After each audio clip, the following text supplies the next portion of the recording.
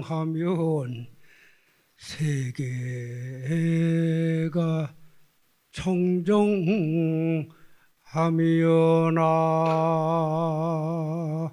무아미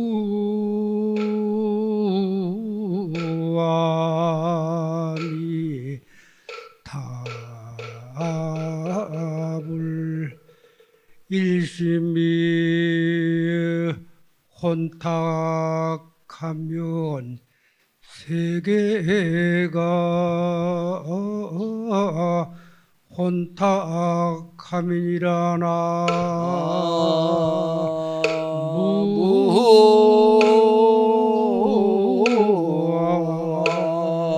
무아미 답을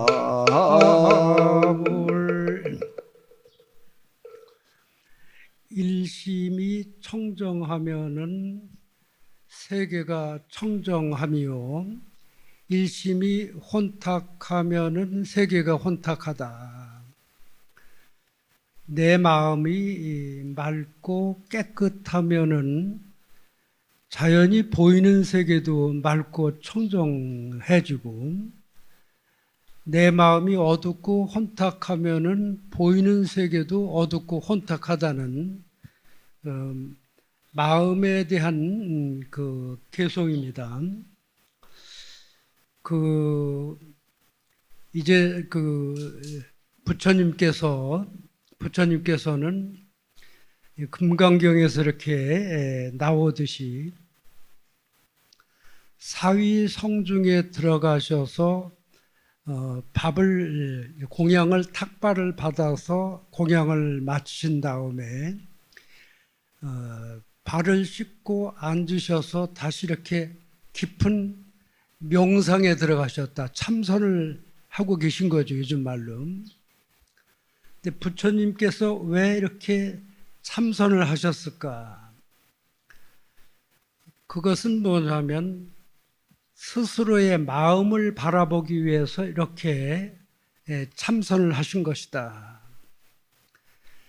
지금은 시대가 뭐냐면 사색의 부재다, 사색이 부재다, 이런 얘기가 있는데, 사색이라는 게 뭐냐면 생각한다. 근데 생각하지 않는다는 거 있잖아요, 너무. 내가 나를 바라보면서 생각할 줄 알아야 되는데, 그러니까 생각하지 않다 보니까 그냥 현실 상황에 이끌려 다니면서 오히려 힘들어질 수 있기 때문에 대한불교 조계종 총무원장 진우 스님께서 부처님 마음으로 돌아가기 위해서 시대에 맞는 선불교 운동이 이제 시작이 됐습니다. 조금 늦었긴 했지만은 이 선불교 운동은 그대로 부처님의 가르침이고 또 부처님의 마음을 닮아가고 부처님의 행을 닮아가는데, 선불교는 하나의 우리 주춧돌과 같고 기둥과 같은 것이기 때문에 우리가 이렇게 선불교의 소중함을 인식하고 이제 마음 닦는 공부를 기도와 함께 곁들여 간다면은 우리의 의식이 보다 맑고 더 청정한 삶으로 우리의 영혼이 더 아름다워지는 것이다. 그래서 똑같은 사람들이라도 기도를 열심히 하고 또 정진을 열심히 하는 도반이 옆에 있으면은 굉장히 도움이 되는 거예요. 그러니까 주변이 좋으면은 누가 좋아지냐면 내가 좋아지는 거라. 주변이 좋아지면. 그래서 부처님이 그러니까 그때 부처님 당시에 제자가 이렇게 물었어요. 왜냐하면 부처님, 도를 닦는데 도반을 잘 만나는 것은 도를 닦는데 반은 이룬 것이 아니겠습니까? 하고 물으니까 부처님이 아니야 이렇게 대답을 했어요. 부처님께 질문을 했던 제자가 좀 머쓱해져 가지고 그럼 내 말이 맞는다 이렇게 할 줄 알았는데 부처님이 아니라고 답변하는 바람에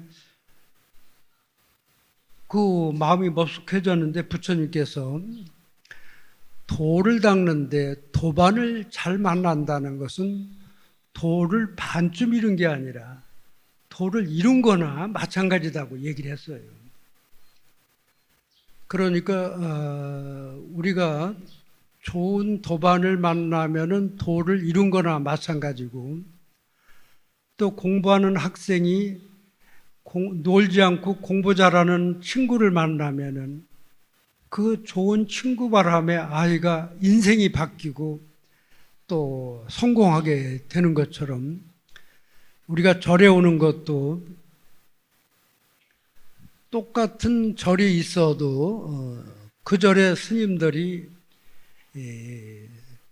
정말로 이렇게 수행을 하고 공부를 한 스님들이 계시는 절인가를 알아야 되잖아요. 학교에서 좋은 스승을 만나게 해주려고 학부형들이 애를 쓰고, 또 한 걸음이라도 앞에 앉혀야 되지 뒤에 앉추면은 또 선생님들이 우리 아이를 좀 이렇게 멀리 하는 게 아닌가 이런 생각도 할 수가 있는데, 좋은 친구를 만나면은 아이가 일생이 바뀌고, 좋은 스승을 만나면 그 스승 바람에 자기 현재와 미래가 좋아지는 것입니다. 조계사의 이 법당에 들어오니까 신도님들의 눈빛이 다 다른 거라. 이제 9살, 10살 먹은 아이의 눈방울처럼 아주 맑고 또렷하고, 또 이렇게 스님 보니까 다 총기가 있고 총명해 보이는데 맞습니까?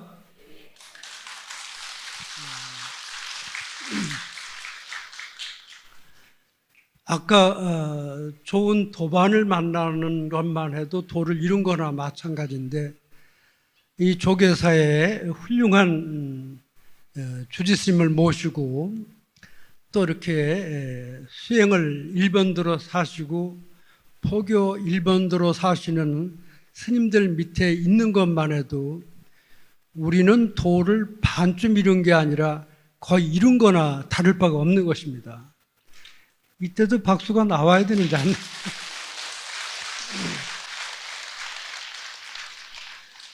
그래서 그렇기 때문에 이제 좋은 도량에서 좋은 스승을 만나서 수행을 하는데, 기도를 열심히 하는 분들의 얼굴을 보면 전부 맑고 깨끗하고 밝은 모습입니다.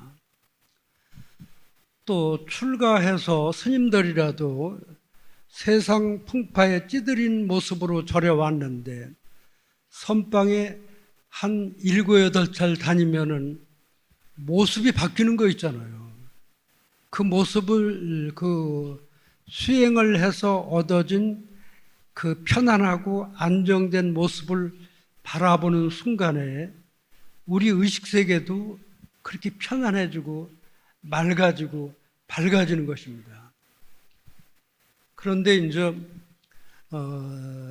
기도를 하든 또 우리가 염불을 하든 지금 시대에 부처님 모셔진 법당에서 기도하고 염불하고 수행하면은 그 공덕이 말할 수가 없는 것입니다.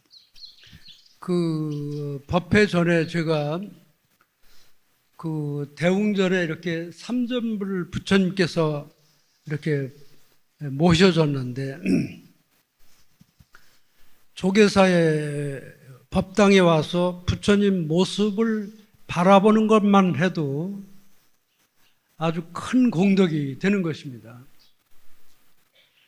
그런데 이제 부처님 태어났을 때 부처님께 직접 법문을 들은 제자들이 있는가 하면은, 부처님이 열반에 드신 후에 2500년이 넘은 뒤에도 똑같이 부처님 품속에서 부처님 말씀을 듣고 부처님 가르침에 의해서 수행을 한다는 것은 우리도 지금 이렇게 제가의 모습이지만은 과거 생에는 전부 출가해서 수행을 했던 비구 스님이나 비구 스님이 지금 세월이 흘른 자리에서 이 자리에 이렇게 앉아 계시는 겁니다. 그래서 부처님 당시 직접 부처님을 신견하진 않아도 부처님의 말씀을 들을 수 있다는 것 얼마나 행복한 일입니까? 그런데 이제 우리도 이렇게 옷을 입으면은 아무리 좋은 옷을 입어도 그 옷을 먼저 백화점에 친구들하고 어울려서 가니까 그 옷이 참 좋다 그래서 사서 입어도 뭐 한 1년쯤 입으면 또 새로운 옷을 입고 싶잖아요. 그렇죠? 그런데 이제 이 부처님의 옷은 부처님께 이제 개금불사를 하는 거잖아요. 그런데 내가 절에 다닐 때 개금불사를 한다는 거는 얼마나 복을 짓기 쉬운 때가 아닌가 이렇게 생각을 해야 됩니다.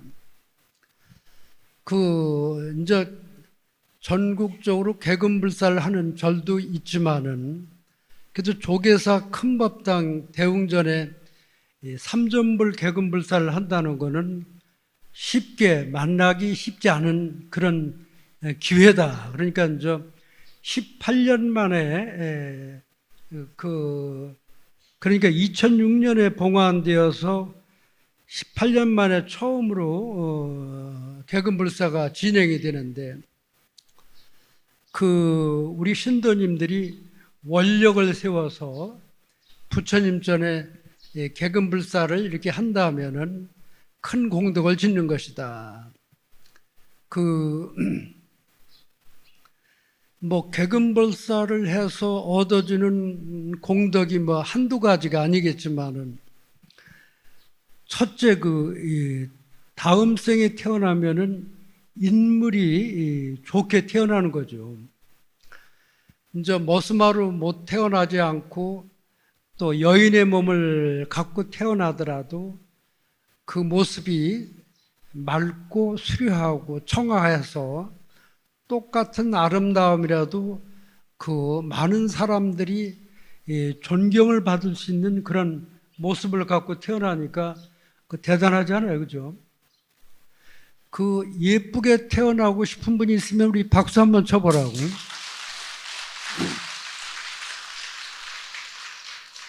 다음 생에 밉게 태어나고 싶은 분 있으면 손 들어보라고. 인물이 좋다는 거 대단하죠. 인물이 좋다는 거는 그냥 좋게 태어나는 게 아니라 과거 생에 이렇게 부처님 불사에 동참을 했다거나 아니면은 이웃 어려운데 이렇게 많이 베풀었다거나 좋은 일을 많이 하고 착한 일을 많이 하고 많이 베풀면은 인물은 좋아지잖아요. 우리 부산의 신도님이 딸이 있는데 딸이 몇이냐 하면은 5이에요. 딸이 5인데 요즘 딸 5 난 집이 없잖아요. 그죠? 그런데 이제 딸을 3을 낳았는데 이제 그 집이 장손이라 딸을 3을 낳았는데 그래도 아들 하나 낳는다고 낳았는데 부인이 배가 많이 부른 거라. 그래서 이제는 이제 장군감이 되는 이제 아들이 태어나려고 이렇게 배가 부른가 보다 했는데 기다린 끝에 낳았는데 이 쌍둥이를 낳은 거라. 아들 쌍둥이가 아니라 딸 쌍둥이를 낳아버렸어요. 그러니 뭐 시부모한테 미움을 받겠나요? 안 받겠나요? 그러니까 막 신랑도 등을 돌리고 막 그런데 그 책임이 신랑한테 있습니까? 신부한테 있습니까? 두 사람한테 똑같이 있는 거잖아요. 그죠? 그런데 막 부인만 남으라고 시부모까지 그래서 상당히 좀 힘들어 하시는 모습을 봤는데, 재밌는 거는 딸이 5인데 큰 딸은 키가 작고 밑에 딸들은 키도 크고 인물도 좋은 거예요. 그러니까 큰 딸이 불만이 많나요, 안 많나요? 아니, 동생들은 한결같이 저렇게 예쁘게 낳고 키도 큰데 나만 키도 조그맣게 낳고 이렇게 못생기게 나서 그렇게 되면은 누구라도 다 섭섭하지 않겠어요, 그렇죠? 그런데 이제 어머니한테 아버지한테 따지는 거라, 좀 예쁘게 만들지 이게 뭐냐 하고 할 수 없이 이제 얘기를 해야 돼요.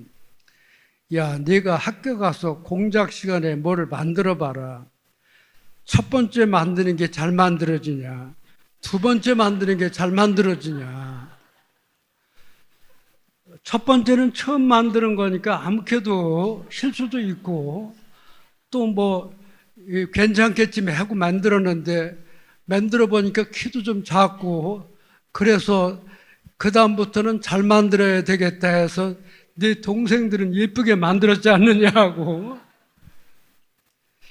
부모님들이야 다 예쁘게 만들고 싶어 하지만은 공교롭게도 보면은 딸이 맺이 있어도 첫째 딸, 둘째 딸 갈수록 인물이 좋아져요, 안 좋아져요? 그래서 세 번째 딸 하면은 손도 보지 않고 데려온다고 그렇게 얘기를 했는데, 셋째 딸 정도 되면 부모님도 실력이 많이 좋아졌나요, 안 좋아졌나요? 만드는 실력이 좋아졌는데, 우리가 세상에 태어나서 그렇게 어떻게 자기를 똑같이 닮은 사람들을 그렇게 만들어 놓는지 재주가 대단합니까, 안 합니까? 재주가 대단하다는 생각이 스님이 들어요. 그죠? 그래서 성질머리 쓰는 것까지 똑같이 이렇게 닮아오는 거니까. 그래서 이제 얘기가 옆으로 좀 흘렀는데, 부처님 전에 개금불사를 하는 것은 원을 세워서 이렇게 해야 돼요. 그냥 개금불사가 아니라 다음 생에 태어나도 또 세세생상 태어나도 예쁜 모습으로 좀 태어나게 해달라. 그렇게 또 원을 세우고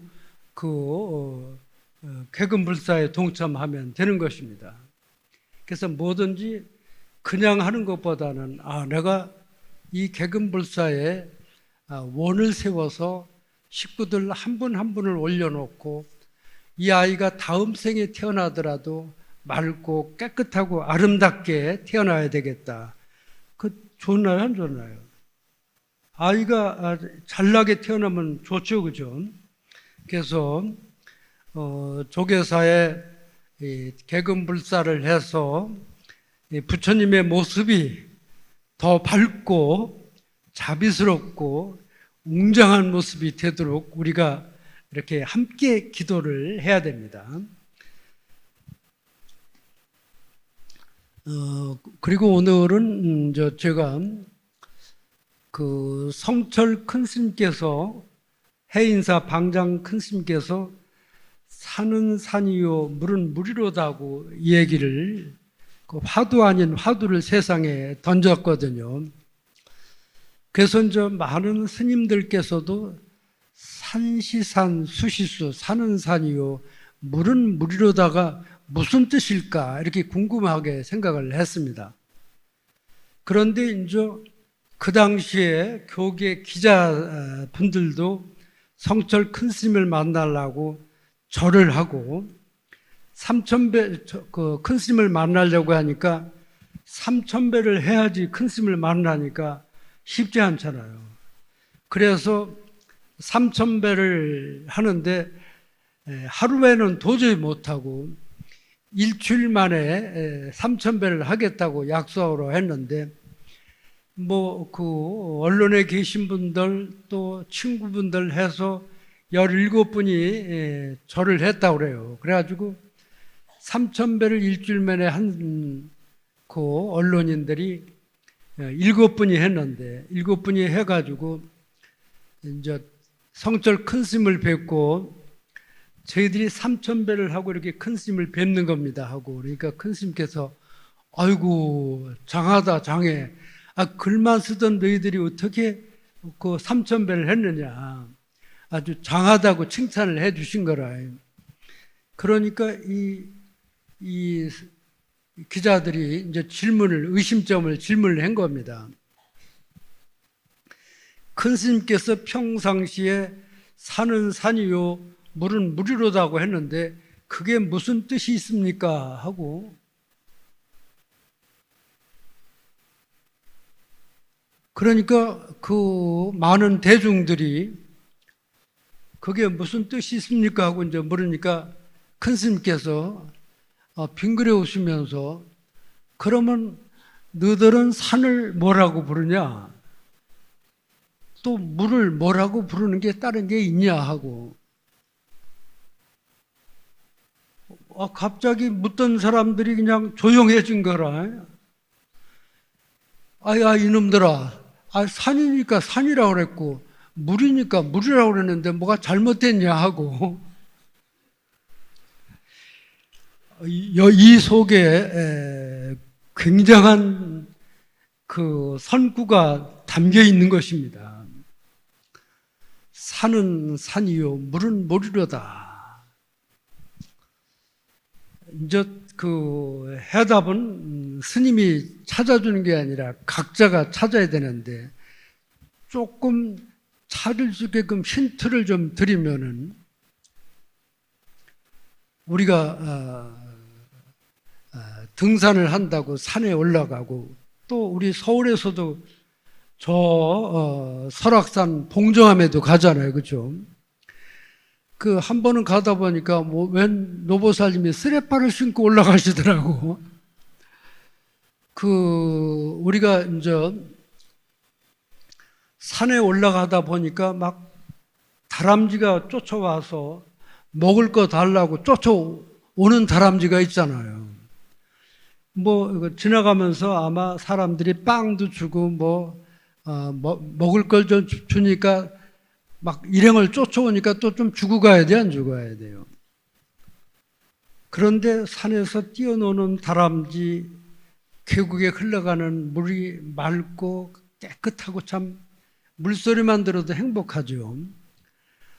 굽어있는 소나무도 보고 참나무도 보고 상수리나무도 보고 온갖 나무를 봐도 소나무가 삐딱하게 자랐다고 소나무하고 싸우는 사람이 있나요? 없나요? 왜 반듯하게 못 자라고 이렇게 삐딱하게 자랐냐고 소나무하고 시비하는 사람이 없잖아요.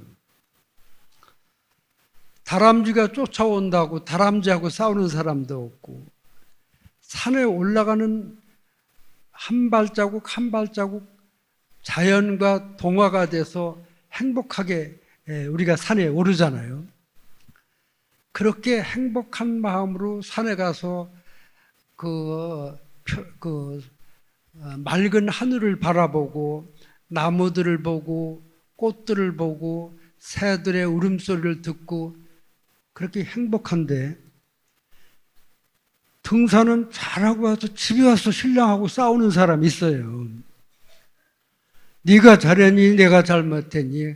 과거에 지나간 일을 가지고 또 등산 잘 갔다 와서 시비를 하고 그런 경우가 있는데 산에 올라갈 때는 가식도 없고 꾸밈도 없고 있는 그대로 천진한 어린 아이 마음으로 산에 올라갔기 때문에 산에서 다툴 일이 없는 거라.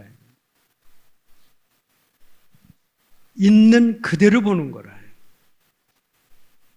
산을 산으로 보는 거라.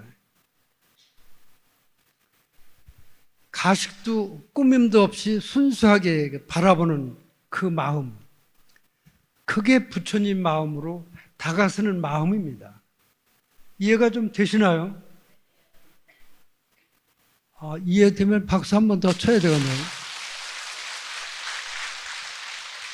그러니까 우리가 이렇게 순수한 데서 좀 멀어진 거라. 그 따뜻하고 순수하고 소박하고 그런 마음이 세상 세파에 찌들어져서 자기도 모르게 화가 나고 짜증이 나고 사람이 미워지고 그래서 우리가 이렇게 틈틈이 절에 오셔서 부처님을 뵙는 그 순간에 행복해져야 돼요. 아주 마음이 맑아지고 밝아지고. 그런데 과거 생에 좋았던 일, 나빴던 일 이러한 것에 의해서 우리의 업이 이렇게 늘어난 거라. 그래서 절에서 법문을 들을 때는 착하게 살아야지. 우리 신랑한테도 잘해줘야지. 미운 짓 하는 그 시동생한테도 잘해줘야지. 이런 마음이 우리가 우러나오는데 집에 가서 얼굴을 보는 순간에 또 성질이 나고 화가 나는 거 있잖아요. 그것은 아까 내 마음속에 잘못된 업이 도사리고 있는 것이다. 그래서 절에 오기만 해서 부처님을 뵙는 것만 해도 우리 업식이 맑아지는 거라요.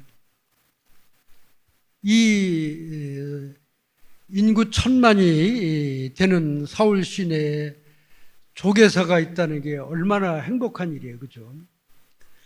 그래서 기도를 하고 또 우리가 이렇게 마음을 닦는 것만큼 행복해지는데, 이제 가끔 깨달으신 부처님의 마음과 깨닫지 못한 중생의 마음은 어떤 차이가 납니까? 이렇게 질문을 하는데, 깨달으신 부처님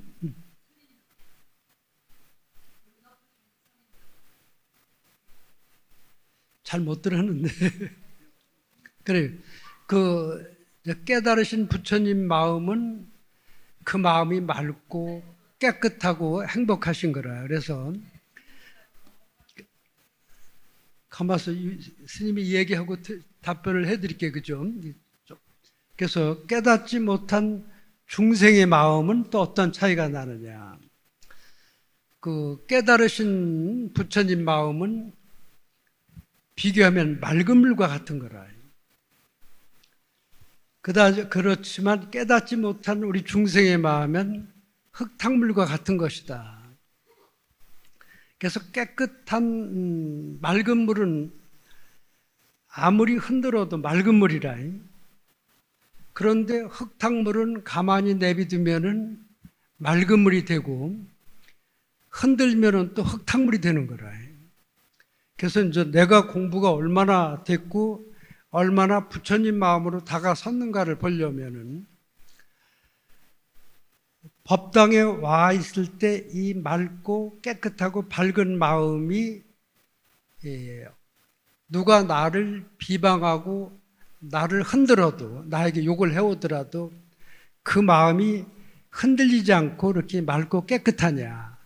물은 흔들려도 흙탕물은, 그러니까 이제 흙탕물은 가만히 있을 때는 맑은 물인데, 가만히 있을 때는 맑고 고요한 마음인데 누가 나한테 욕을 한다거나 험담을 하면 금방 화가 나고 짜증이 나잖아요. 다시 흙탕물이 올라온 것처럼. 그런데 이제 부처님 마음은 물은 흔들리더라도 흙탕물이 일어나지 않잖아요.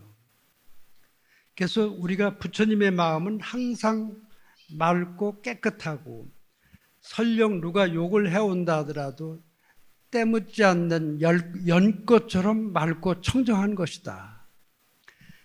그래서 좋았다 나빴다, 조금 편안했다가 힘들었다 하는 게 우리 중생의 마음이기 때문에 우리가 기도하고 염불하고 또 부처님 마음으로 다가갈수록 끊임없이 우리가 이렇게 정진하고 노력할 때 우리가 가정도 행복해지고 내 자신의 마음이 맑고 깨끗해지면은 가정도 행복하게 되는 것이다.